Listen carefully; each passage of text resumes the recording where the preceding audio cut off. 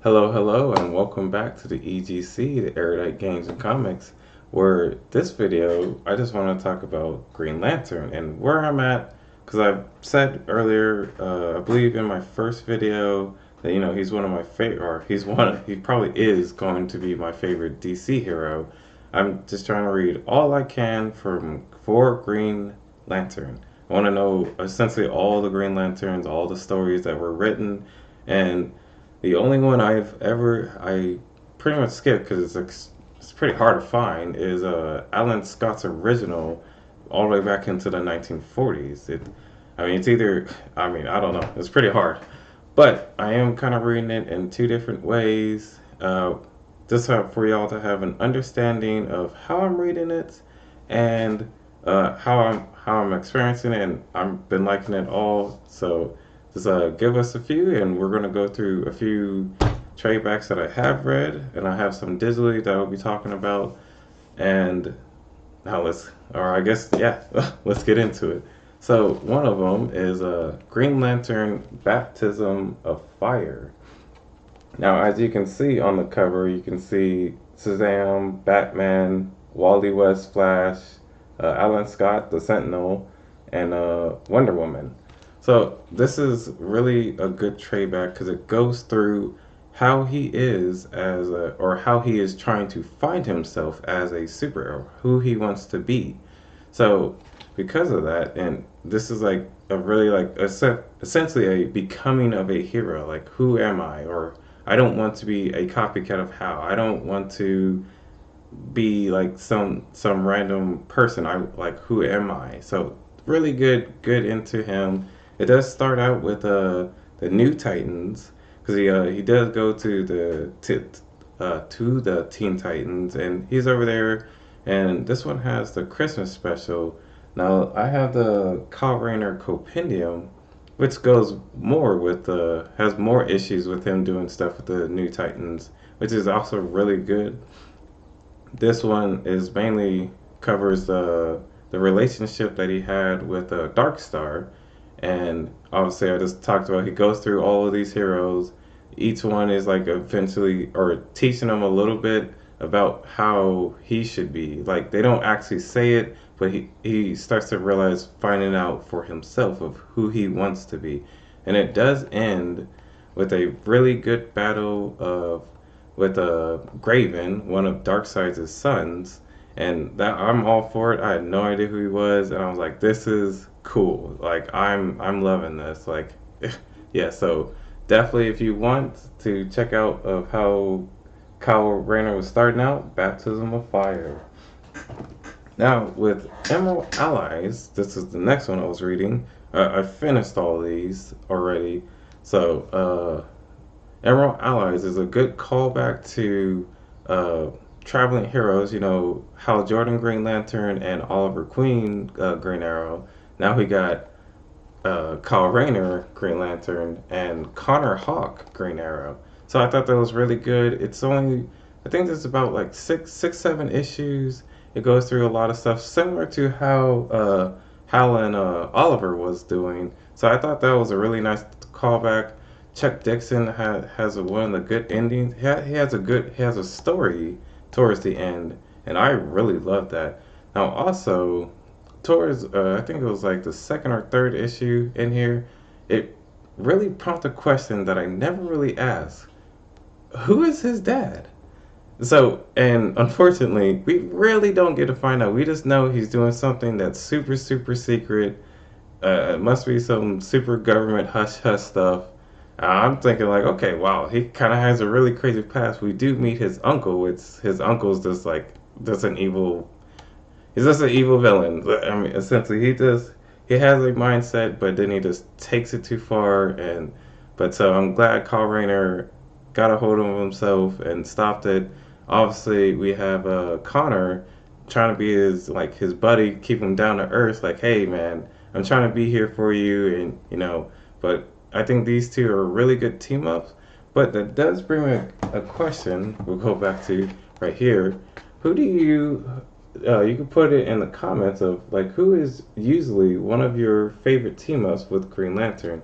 Mine personally is Flash.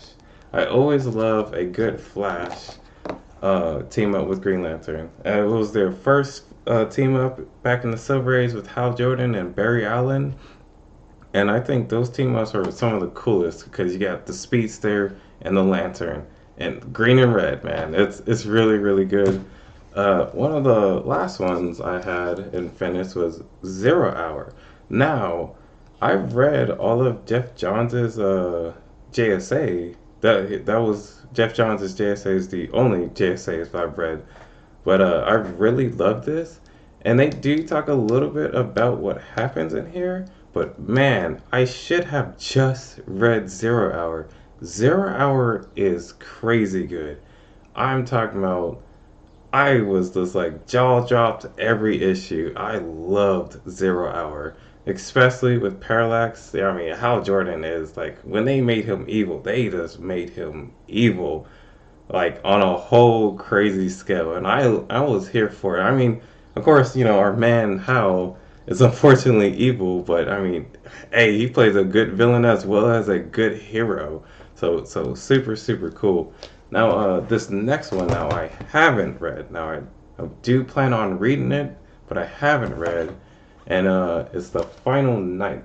So the Final Night is one I do have, but I haven't read it, but I will talk more about this later on in this video. So, one of the last ones I did read is Green Lantern, Sector 2814. This is volume 1. Now, this one goes through Hal Jordan. Obviously, we can see him on the screen. And he's back on Earth. He's finally back on Earth after being working with the Guardians for like over a year, or I think just a year. So it's either just a year's time or over a year. Excuse me. And and so now he's back on Earth. Ferris was waiting. Carol Ferris was waiting on him the whole time. So I thought that was really, a little touchy. And so now he's doing like Earth problems. He's dealing with this guy named Block, which he has like this massive problem with the Ferris company because this Ferris company like overtook or well was doing better, and Block, which is the son of the father, is like he's like hell bent on destroying Ferris and completely wiping out whatever all they do. Now, he calls in the Javelin, which is like some random German villain. So that he was only like in there for a few issues. I thought it was pretty funny because the whole yellow impurity is still a thing in the older one. So I really do love that about the older ones, the how they're working around the yellow impurity and how like almost every villain got something yellow.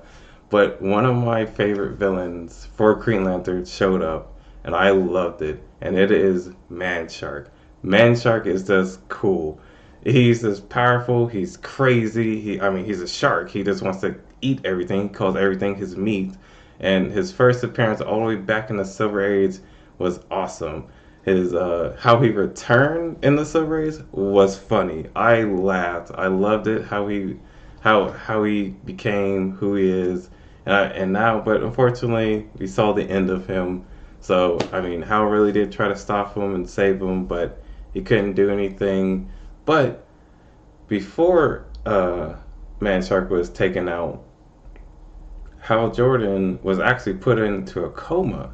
So Block over here, and he's all the way in Washington State. He's working as a congressman, and he's like, oh yes, Hal Jordan's finally out of the picture. So he's gonna hire this team called the construction team, and he's like, the construction team is going to destroy everything in Ferris aircraft. And so Hal's, or not Hal, sorry, a random guy, we don't really have the known of his name until the end of it. And he's telling him, hey, don't do it, don't do it. But he does it anyways. Hal obviously wakes up from the coma, defeats Man Shark, and now the guy's like, oh crap, I'm gonna get found out. Everything's gonna come back to me. So now he's like freaking out, and if the couple issues later, the construction team is there. Now it's like, oh crap. So Hal Jordan's about to go save the day. Oh, nope. The Guardians are like, hey, we have a problem. You have to come save us. You promised us that you would, without question, come save the universe if the universe needed you. And so he cursed under his breath, left. Now Carol doesn't understand, and so she's like confused where he's gone. And now the construction team is just destroying everything, just destroying all the buildings around, all the whole aircrafts and all that, or the hangars, the everything that the construction team or the demolition team. I call them the construction team. That's my fault. The demolition team, where they're destroying everything. And so after that, this random, or well, during all that, this random guy named the Predator. Now we don't know who he is. We don't know his background. We don't know what's going on. But he's just there to save the day. Is he really a hero? I don't think so. I think one of these random secret people is like, kind of threw it in there to like cause more confusion and to have trust on the Ferris with the Ferris company and the people that are there. Now, of course, they save the day, or that guy saves the day. Now, Hal's in space. He's saving a whole planet that was about to get destroyed, similar to how Krypton was for Superman was getting destroyed, because Toma Ray was actually trying to save that planet. And now Hal does something similar to what Toma Ray does, and he does save the day. It's because Hal luckily had the right resources there, while Toma Ray didn't. So that was the big like, oh man, Hal actually was lucky enough to forge it all just in time and save the planet. Now he tries to rush all the way back to Earth to the Ferris Company, and the situation's already resolved. And now he's like, okay, all right, now what do I do? And then Carol's just completely mad, and it's like, oh, you care about the Guardians over me. You don't really care about saving us, which, you know, kind of understand, kind of don't, but that's just how it is. People just they Hal has a higher calling than just Earth. He has to protect the entire sector of 2814, but not a lot of people will get that. So they just let it go, or well, she gives him a choice. It's like you have to choose either me or you have to choose the Guardians and being a Green Lantern. Personally, I would have chose being a Green Lantern. It is a true calling. Like I don't, but I'm not Hal, so I still respect his choice. So he does have a talk with Barry. He has a talk with Oliver, and he has a talk with Superman, all telling him essentially like, you have to make the choice. We can't make the choice for you. There's really no wrong answer, because there really isn't. He's choosing love over being, the savior sector. Which, I mean, to me, when you kind of weigh it like that, kind of saving a whole entire sector is kind of a little more important than love, because Colin Watui, I love you because you call Hal out for, oh, what all the way back? All the way back in freaking the Silver Age. What about when you were talking about me and my husband, because she wanted to stop being a lantern and just be with the love of her life? And it was like, you say once a lantern, always a lantern. I was like, damn right. Call that man out. Tell him how much of a hypocrite he is. I love that part. So, but he ends up still giving the ring. And then Block, the guy who called the demolition team, the person that has been the problem almost the entire time in this entire volume, he gets taken out by some random character. Obviously he's a villain, but we don't really know who he is. We just know he's done. Like, he's taken out. He's gone for good. And so we have the end of him, and now that is where I'm at with Green Lantern, because next up that I showed you Final Night, which I will be reading that. And then for Hal, or well, now it's John Stewart because this is the next volume that I have. I have this one digitally, that's why I'm showing you like this. I don't have it physically. Like I said, some of this stuff is actually kind of hard to find, and then when you find it, because I mean, it's not at the comic. I mean, you kind of will get lucky if you find it at the comic book store, but if it's not, I mean, you have to pay hey, you found it price. So, I mean, the stuff kind of does get a little pricey after a while. So, but luckily they do have these digitally, and I've been loving these two next. So, I will be starting John Stewart's or his volume, or I guess this would be his section, his part of 2814. I know we see Guy Gardner down here. Eventually, I'm hoping that we're gonna get a Guy Gardner soon enough. So I think it will be really good. And so now I'm going to be talking about how I am reading this. Now this I will be giving this link in the description below. So if you want to go along with me on this reading order, or if you see or if you have read Green Lantern and you see one that might be covering some issues that you haven't found or not, uh, this is how I'm doing it. Now, obviously, I read the omnibuses, the two Silver Age omnibuses, which well actually really had volume packs for the first one. I should have just got the omnibus because I mean I just love Green Lantern. This is Silver Age is amazing. Uh, which the omnibuses cover all of this stuff. So there's a lot of stuff that goes on with Hal Jordan here, and then obviously we have Traveling Heroes, the Green Lantern, Green Arrow one, and with that, as you can see, now I didn't go through Corpse 1 and Corpse Volume 2 because I did read Sector 40 or Sector 2814. I did read these two.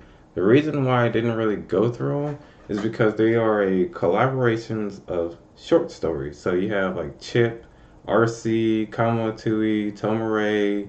There's a few issues with Moko, he's the the Planet Lantern. And there goes a lot of other lanterns that I'm not really too familiar with, or they're just like a kind of one and done kind of lantern. And I think they're all really good, but there's a lot of short stories, so there's a lot of capture and a lot to capture. But one thing, if you do read it this way, read the Sector 2814 Volume 1 first before you pick up Corpse 1 and 2, because they have a lot of mentioning up of Sector 2814 of how leaving already. So I was like, well, I wish it kind of told me to read that one first. But like I said, I'll be on volume 2 next. And then, so obviously we scroll down. Now I've read volume 1, Emerald Dawn 1 and 2, Twilight New Dawn, Compendium, which the Compendium covers these two volumes. And then I just showed you Baptism of Fire, Emerald Allies, Crisis of Time, and now Final Night.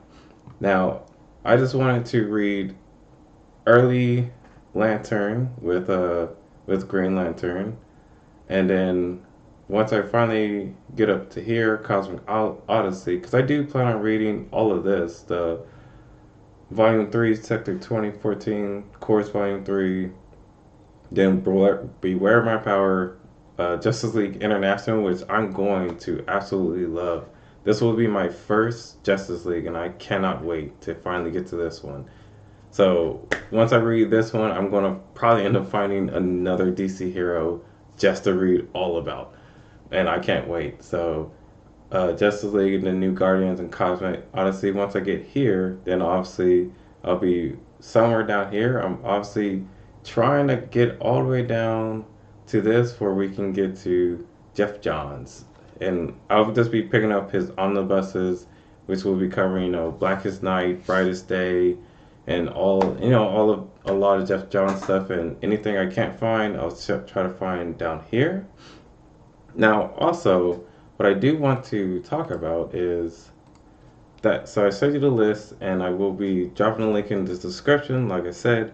But if this is for anyone that is reading Green Lantern or has read a lot of Green Lanterns, if you see something on there that isn't on there that you have read and it does cover Green Lantern, let me know. I will I would stop and go find that. I would go. There are issues on that you can't find because I mean they're just not. They were never made into a volume set or an omnibus, which I understand. And trying to find those issue by issues gets extremely expensive and kind of hard to find now. I might eventually just like, okay, I just need to know because with Traveling Heroes, there was a whole Sinestro and Hal team up, which I thought was awesome. It was a Sinestro, Hal, and Oliver team up, and then it ended right before, or ended yeah right before another Sinestro issue. I think this one is when he was going to be a villain again. Well, he was really a villain in the last one. This was more of like, okay, we kind of have to team up for this. But like I said, if you see a volume set that isn't in there, like I have a volume called Roadback, which it is not on there. Um, I will probably drop that link probably for the Amazon one for Roadback in the description as well. But that is really all I am going through or how I am reading it for Green Lantern. But I do want to make a note that I probably won't be, unfortunately, reading any Green Lantern of that next week because I have three comics that I'm going to like just focus completely on and just read them because I'm trying to make three separate videos for those and I will be dropping those down or hopefully if I can get those done next week so the following week I can hopefully drop those videos for them and we can all have a good time talking about comics and everything comics. And just as usual, have a great day and stay well.